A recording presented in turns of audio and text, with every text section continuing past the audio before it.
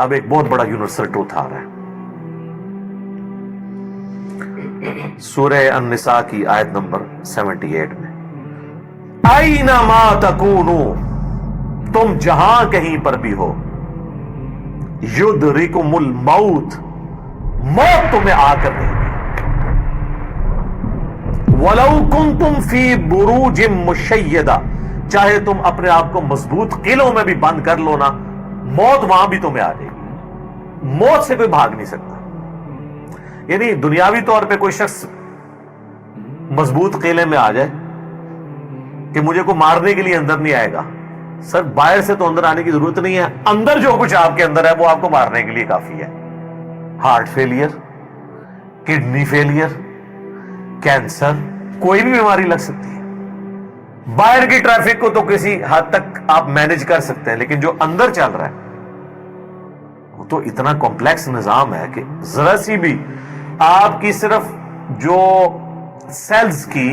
خلیوں کی ڈسٹریبیوشن ذرا سی بھی ڈسٹرب ہو جائے کینسر بن جاتا ہے. اس کے اوپر کسی کا کنٹرول ہے؟ کتنی ینگ ڈیتھس آپ آئے دن سنتے رہتے ہیں. 25 سال کا لڑکا تھا جی، 30 سال کا لڑکا تھا جی، ہارٹ فیلئر سے مر گیا جی. یہ بھی جو افنان بھائی بتا رہے تھے ان کے دوست، سحری کر کے سوئے ہیں، اٹھے ہی نہیں ہے، 27-28 سال عمر ہے. تو وہ اللہ تعالیٰ نے ہر شخص کو جو ٹائم دیا ہے وہ، لہذا جس طرح اللہ کو ایک ماننا ضروری ہے نا، اور اس میں کوئی شک نہیں ہے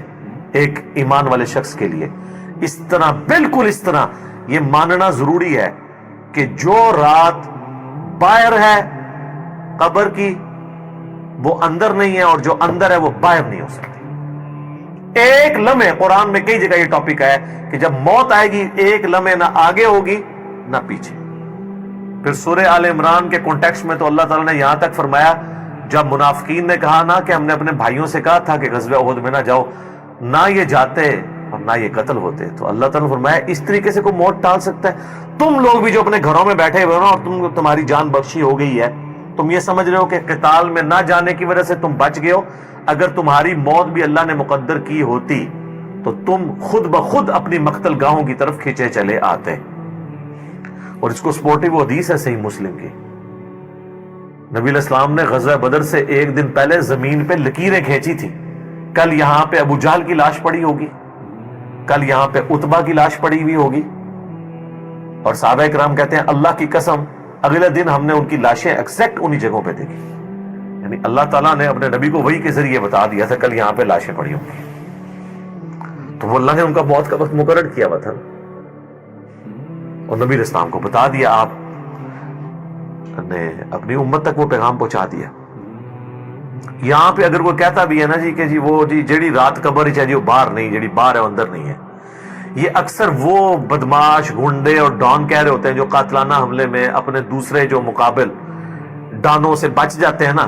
تو پھر وہ کہتے ہیں وہ جی جیڑی لہی ہے نا جی وہ تے پوری کرنی ہے نا جی، انج تے نہیں کو مار سکتا. پھر ساتھ یہ بھی جملہ بولیں گے کہ جی وہ جو ہے نا مارنے والے سے بچانے والا جو ہے وہ ذات بڑی ہے. او بھئی مارنے والے بھی اللہ کی ذات ہے، بچانے والی بھی اللہ کی، کوئی بڑی نکی نہیں ہے، ایک کی ذات ہے جو مارتی بھی ہے بچاتی بھی ہے. لیکن ظاہر ہے وہ اس کانٹیکسٹ میں کہہ رہے ہوتے ہیں کہ کوئی شخص کسی کو نہیں مار سکتا، تو بالکل ٹھیک ہے. اب اس کے بعد ہونا تو چاہیے اس کی بقیہ کی زندگی پھر دین کے مطابق گزرے. بقیہ یہ ہوتا ہے کہ وہ پھر 4-5 گنڈے اور اکٹھے کر کے اپنا بدلہ اتارتا ہے اپنے مخالف سے، یہ رزلٹ نکالتا ہے اس سے. حالانکہ جو یہ شخص کہہ رہا ہے کہ جی جو رات قبر میں ہے وہ باہر نہیں اور جو باہر ہے وہ اندر نہیں، اس کے بعد تو پھر اس کی زندگی چینج ہونی چاہیے نا، اسے اپنی موت اتنی سامنے دیکھ کے اسے اپنی آخرت کی تیاری کرنی چاہیے نا. لیکن وہ سورۃ الانعام میں ہے، اللہ تعالیٰ نے تو اس سے بھی بڑی بات کی ہے کہ جو نافرمان لوگ ہیں نا، اگر ہم انہیں دنیا میں دوبارہ بھی بھیج دینا تب بھی یہی کام کریں گے. یہ ہم نے سر خود دیکھا ہے،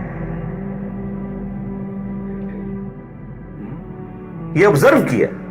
میرے اپنے آفس کے کولیگ ایک دفعہ کراچی سے فلائٹ لے کے تو وہ آ رہے تھے اسلام آباد، تو راستے میں کافی زیادہ موسم خراب ہو گیا. تو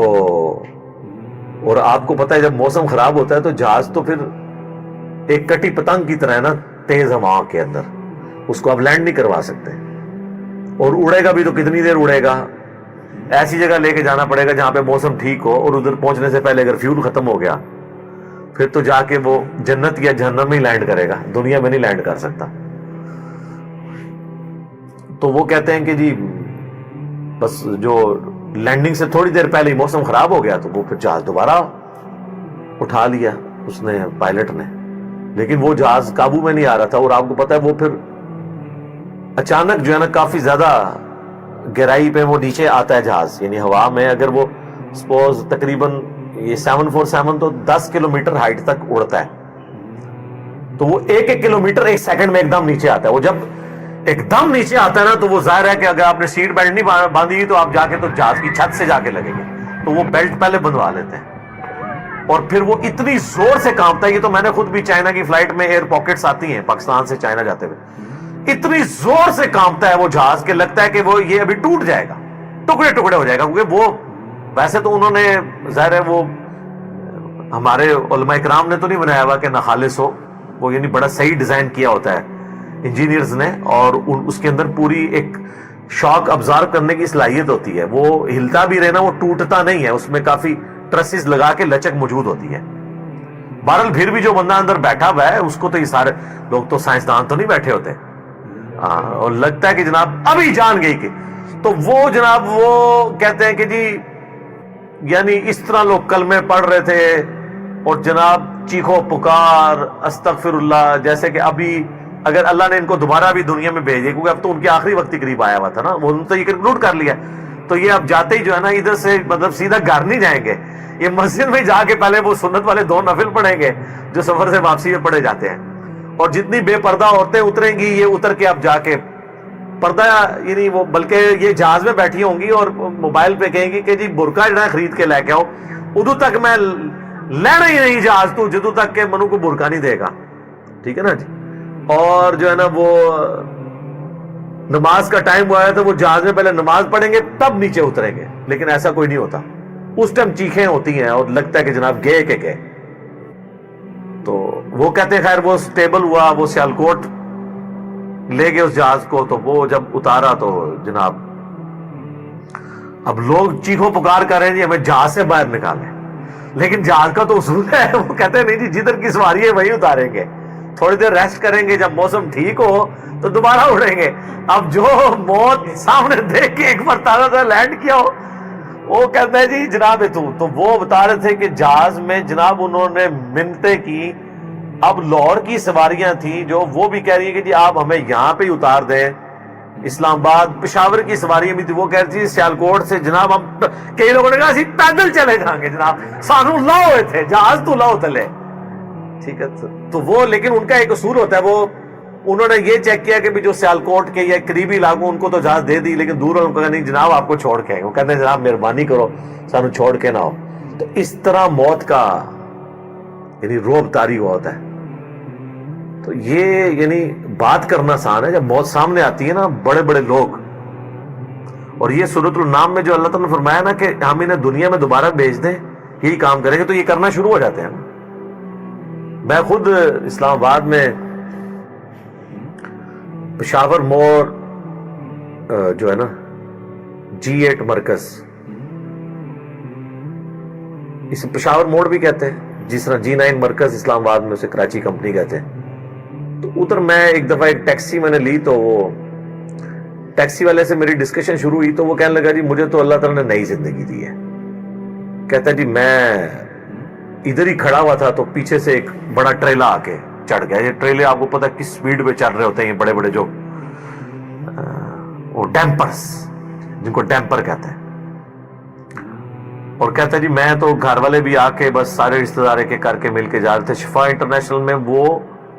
کئی ہفتے تک وینٹیلیٹر کے اوپر رہا، وینٹیلیٹر پہ اس طرح کے جو لوگ ہیں بہت کم ہی ہوتا ہے کہ واپس آئیں، پھر آہستہ آہستہ ریکوری ہو گئی، یعنی وہ تو موت کے منہ سے بلکہ نئی زندگی لے کے واپس آیا۔ تو میں نے اس سے پہلا سوال یہ کیا کہ اب تم مطلب زندگی کیسے گزار رہے ہو، نماز پڑھتے ہو، مسلمان ہو؟ کہتے کہ ٹائم لگ جاتے پڑھ لیتی ہے۔ تو میں نے کہا صدق اللہ العظیم، اللہ نے سچ فرمایا، اگر ہم انہیں دنیا میں دوبارہ بھی بھیج دینا پھر یہ وہی کام کریں گے جو یہ کرتے رہے۔ تو اتنا قریب سے بھی موت کو دیکھ کر لوگ جو ہے نا وہ پھر بھی یہ باز نہیں آتے اپنے ہاتھوں سے. موت بہت بڑی حقیقت ہے. کاش اس پہ ہمارا ایمان بھی اس لیول کا ہو تو پھر انسان کا قبلہ درست رہتا ہے. آپ دیکھیں سورہ البقرہ کے سٹارٹ میں اللہ تعالیٰ نے جو ذکر کیا ہے اہل ایمان کا, اس میں کیا فرمایا ہے؟ والذین یؤمنون بما انزل الیک, وہ ایمان لاتے ہیں جو اے نبی تمہاری طرف نازل ہوا, وما انزل من قبلک, اور جو نازل ہوا تم سے پہلے, اس پہ ایمان رکھتے ہیں. وبالآخرۃ ہم یوقنون, اور آخرت پہ یقین رکھتے ہیں. آخرت کے لیے ایمان کا لفظ بھی کافی نہیں, اللہ نے سمجھا یقین, کیونکہ قبلہ تبھی درست ہوتا ہے جب انسان کو یہ پتا ہو کہ میں نے مر کے کسی کے حضور اکاؤنٹیبل ہونا ہے, جواب دہ ہونا ہے. اور یہ جتنے لوگ کہتے ہیں نا جی جو قبر سے باہر رات ہے وہ اندر نہیں, جو اندر ہے وہ باہر نہیں ہے, یہ صرف ان کی منہ شگافی ہیں. واقعی اگر ان کا یقین ہو تو آرام خوریاں کر رہے ہو, لوگوں کا مال لاحق طریقے سے ہڑپ کر رہے ہو, اللہ تعالیٰ کے حقوق کو پامال کر رہے ہو, ماں باپ کے ساتھ بے سلوکی والا معاملہ کر رہے ہو, بیوی بچوں پہ ظلم کر رہے ہو, بہن بھائیوں کی جائیداد دبا رہے ہو, معاشرے کے لیے ناسور بنے ہوئے ہو, ایسے لوگ نہیں, پھر تو ان کو بالکل سیدھا ہو جانا چاہیے. تو بات کہاں سے شروع ہوئی تھی کہ اللہ تعالیٰ فرما رہا ہے کہ تم اپنے آپ کو مضبوط قلعوں میں بھی بند کر لو نا, تب بھی موت تمہیں آ کر رہنی ہے. موت کو کوئی ٹال نہیں سکتا, کیونکہ موت تو اللہ تعالیٰ نے بھیجنی ہے. اللہ کے پاس تو کروڑوں آپشنز ہیں, ایگزٹس تو ہر شخص کا اس دنیا سے لکھا ہے, خواہ ایئر کریش میں ہو, چاہے ہارٹ فیلئر سے ہو, خواہ کسی شیر کے پیٹ میں جا کے ہو, خواہ کڈنی فیلئر سے ہو, خواہ کسی روڈ ایکسیڈنٹ میں ہو, ہر بندے نے دنیا سے جانا ہے اور وہ طے ہے, اس سے آگے پیچھے نہیں ہوگا. البتہ جو قاتل کو ہم سزا دیتے ہیں اس لیے کہ قاتل جو ہوتا ہے اس کو اللہ تعالیٰ نے یہ کام کرنے سے منع کیا ہوا ہے, وہ اس کی وجہ سے اسے سزا دی جاتی ہے, اس وجہ سے نہیں کہ وقت سے پہلے اسے قتل کر اس نے مار دیا, کیونکہ اس نے مارا اپنی ویل سے ہے, نافرمان, اس کی تو موت آنی تھی. اور اللہ تعالیٰ کو تو اپنے علم سے یہ بھی پتا ہے کہ کس نے کیا کرنا ہے, لیکن اللہ نے کسی کو پابند نہیں اپنے علم کا کیا کہ تو نے یہ کرنا ہے, بلکہ اللہ نے مستقبل کو فورس ہی خود ہی کیا ہوا ہے. جس طرح ایک استاد جب کسی نالائق شاگرد کو پیپروں سے ایک ہفتہ پہلے کہتا ہے کہ پتر تو فیل ہو جانا ہے,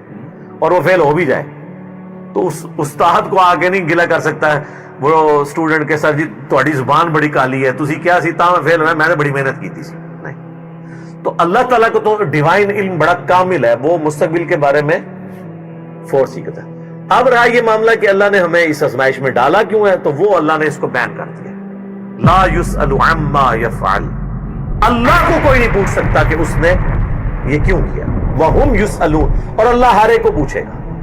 تو ابھی تو فی الوقت اللہ نے جس امتحان میں ڈالا ہے اس میں آپ نے گیون سرکمسٹانسز میں پرفارم کرنے کی کوشش کرنی. ہماری ایک اکیڈمی کے بڑے قریبی ہمارے ممبر عمر بھائی فوت ہو گئے آلموسٹ 37 ایئرس کی ایج میں, اللہ تعالیٰ ان کی مغفرت کرے.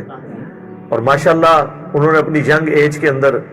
اپنے عقیدہ توحید کی اصلاح کی, اپنے گھر والوں تک اصلاح پہنچائی, اپنے والدین تک پہنچائی. خوش قسمت ہوتے ہیں وہ لوگ جو جوانی میں خود بھی توبہ کرتے ہیں اور اپنے بوڑھے بوڑھے 70-80 سال کے ماں باپ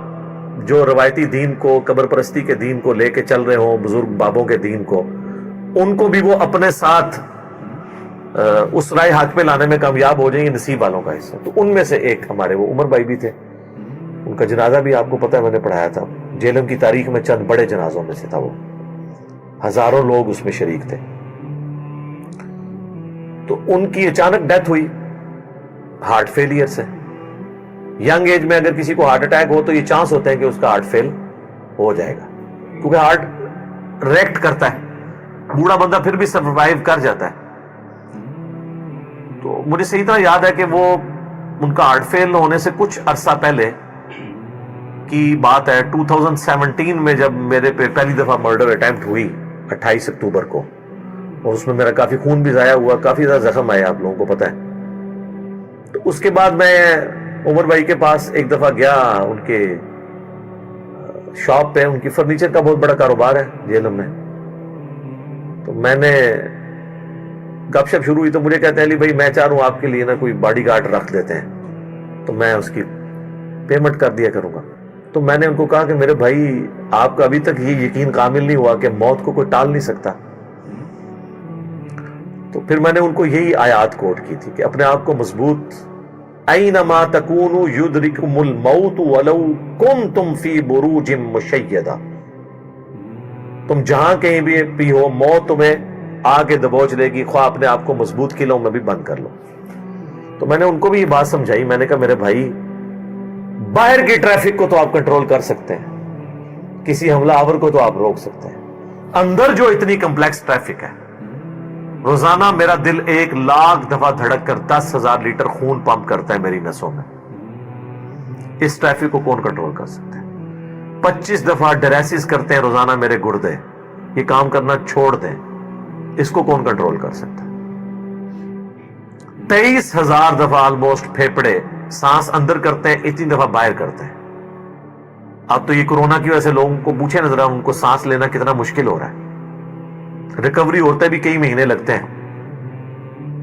یہ سانس ہمیں خود لینا پڑ جائے نا یاد کر کے، ایک دن نہیں آپ سانس لے سکتے. 12,000 دفعہ ہماری یہ پلکیں جھپکتی ہیں، اور یہ اگر آپ کو روزانہ یوں کرنی پڑ جائے تو بس پھر آپ کوئی اور کام نہیں کریں گے، یہی کرتے رہیں گے. تو یہ سب کچھ میری مرضی کے بغیر اللہ تعالیٰ یہ سارے معاملات کو لے کے چل رہا ہوتا ہے. تو ہم باہر کی ٹریفک کو تو شاید مینج کر لیں کسی حد تک، وہ بھی کنفرم نہیں ہوتا. کئی بار روڈ ایکسیڈنٹ میں آپ دیکھتے ہیں لوگ اپنی جگہ پہ صحیح سائڈ پہ جا رہے ہوتے ہیں، مخالف سمت سے کوئی گاڑی آتی ہے، اس کا ٹائر پھٹتا ہے، وہ لڑکتی ہوئی دوسری طرف آ کے 4-5 بندے نیچے دے دیتی ہے. ان کا تو کوئی قصور نہیں ہے، وہ تو ہوتے ہی دوسری. یہ تو میں نے خود اس طرح کے ایکسیڈنٹس اپنی آنکھوں سے بھی دیکھے، تو پتہ ہی نہیں چلتا.